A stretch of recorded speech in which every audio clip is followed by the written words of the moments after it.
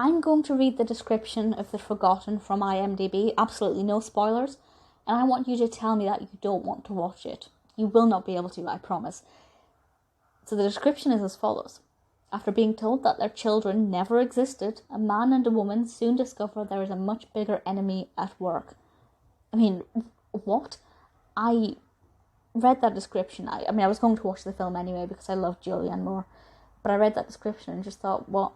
How could that even be a thing? It's phenomenal.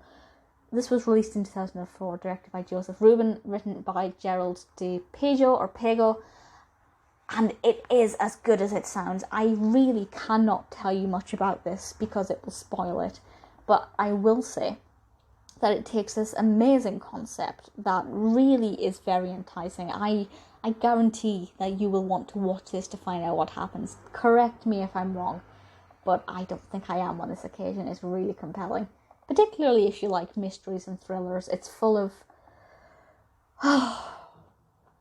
just everything. It's full of everything. It's absolutely fantastic, and I want to talk about it in so much detail, but obviously I can't. But these people are being told their children never existed, and how could that happen? How could that be a thing? It's absolutely fantastic. If you've seen it and want to discuss the narrative in any detail with me, feel free to drop me an email or anything, or Facebook, Twitter, whatever. Preferably not in the comments, just to avoid spoiling it for people. It is a film that needs to be seen to be enjoyed. I mean, that goes without saying, of course. Julianne Moore is fantastic.